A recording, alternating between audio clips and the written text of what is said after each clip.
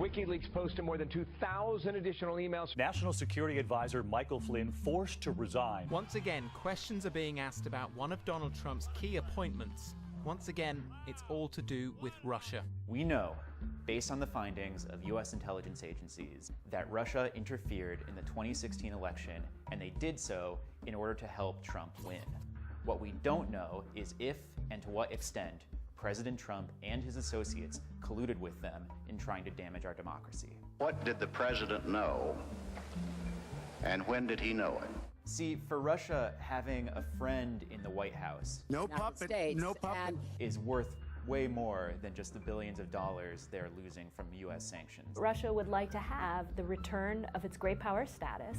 What Russia has been trying to do for many, many years through a series of acts of intimidation is undermine the West, undermine what it stands for, undermine the institutions that it has spent 70 years creating, to call into question the value set that we worked so hard to protect and promote. So what do we actually know?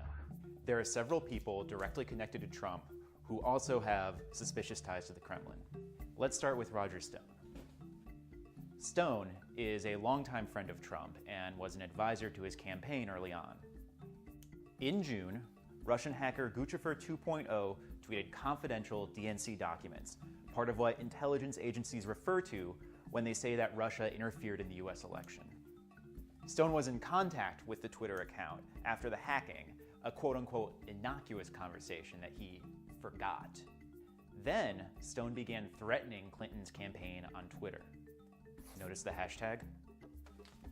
Days later, WikiLeaks has posted thousands of emails hacked from Hillary Clinton's campaign chairman. Tens of thousands of them throughout October. The point of it was to get these documents into the public realm, and WikiLeaks was a perfect tool. It's clear that they were instruments of Russian intelligence. And Stone himself says he's connected. I actually have communicated with Assange.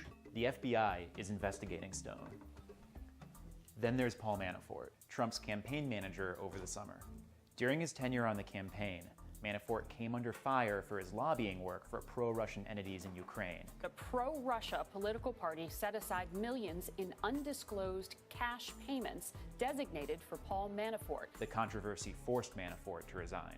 Months later, the New York Times reported that the FBI had intercepted calls between Manafort and the Kremlin. And then, new revelation that Manafort worked for Russian billionaire Oleg Deripaska, alleged to have secretly promoted Russian President Vladimir Putin's agenda, with Manafort making millions. The FBI is investigating Manafort. And that gets us to Michael Flynn. You may remember Trump's former national security advisor? During the campaign, Flynn was Trump's top military aide, despite a 2015 speaking engagement in Moscow, where state-owned media company Russia Today paid Flynn to celebrate their 10th anniversary. It's one thing to be invited to the celebratory dinner of the 10th anniversary of RT, a scurrilous propaganda arm of the Russian government. But for him to think that as a retired eminence in the world of American intelligence, he could go and participate in a party for RT is really is really beyond belief. Fast forward to the month before Trump took office, the same day that then President Obama announced new sanctions against Russia for meddling in our elections. Flynn spoke to Russian Ambassador Sergei Kislyak about lifting U.S. sanctions. If the administration lifted the sanctions that Obama layered on at the end of 2016, we would essentially be sending a signal to Putin that we don't mind that Russia actively interfered in our election. We would essentially be giving him carte blanche to do that again in the future as early as 2020. First, Flynn denied the allegations, and Vice President Pence stood by him. It was strictly coincidental. Then, Flynn conceding that he inadvertently briefed the Vice President-elect and others with incomplete information. Officials say Michael Flynn lied to the FBI. He's still under investigation.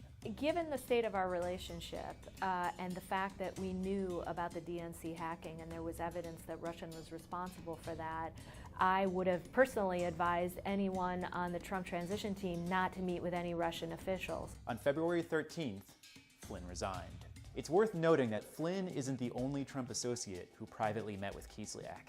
Here are the other ones that we know about.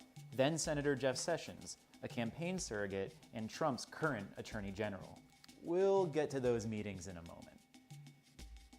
Carter Page, a foreign policy advisor to the campaign, also under investigation. J.D. Gordon, the campaign's national security policy representative for the RNC. And Jared Kushner, Trump's son-in-law and senior advisor. While these connections were being made behind the scenes, Trump was making things worse for himself, in part by openly praising Putin on the campaign trail. Putin's a confident guy, smart guy. They say he killed reporters. I said, really? He says he didn't. Other people say he didn't. Who did he kill?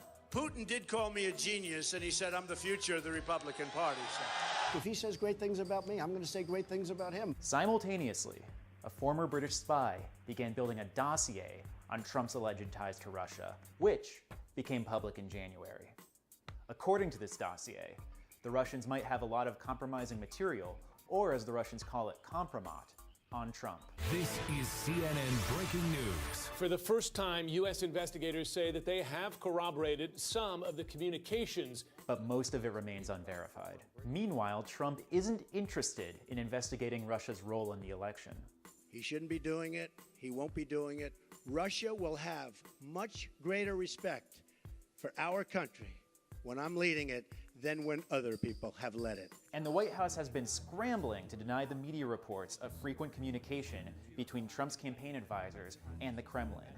Trump's chief of staff asked the FBI to squelch these reports, potentially obstruction of justice. Let's assume for a minute that the White House was trying to exert pressure on the FBI to shape the ongoing investigations in one way or another. That is absolutely outrageous and not at all in line with how our government functions and is inappropriate.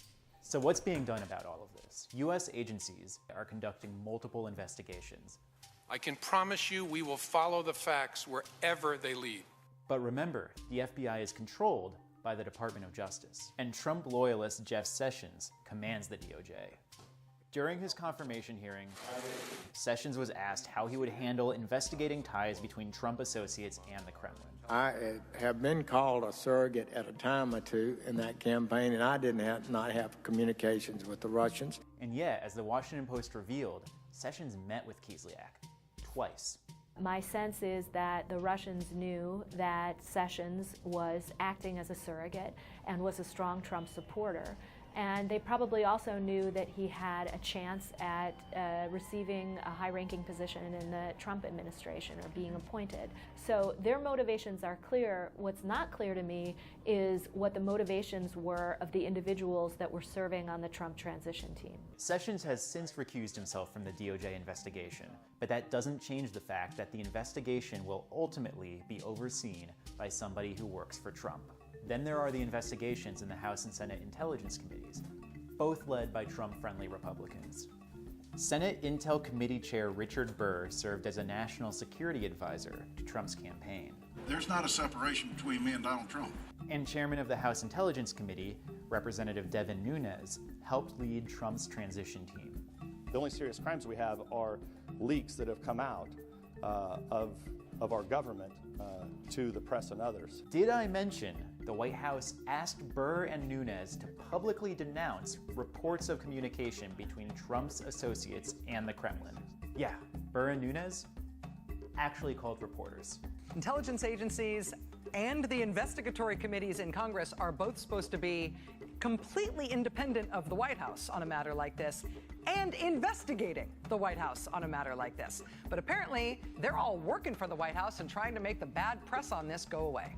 If we had a separate commission handling this, I would sleep better at night because it would remove this from any influence of the White House and put it in the public eye. Demands for an independent review are gaining steam, but that fight isn't shaping up to be easy. Members of Congress pursue investigations that could harm their own president only if they're under a lot of pressure.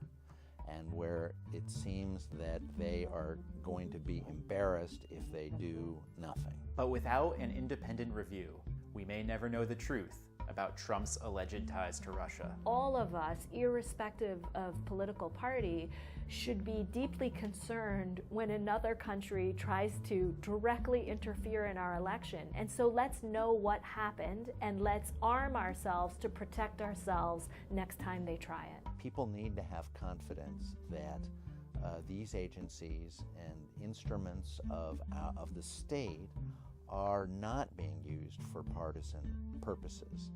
And for a White House to begin to erode that confidence is to do something extremely dangerous.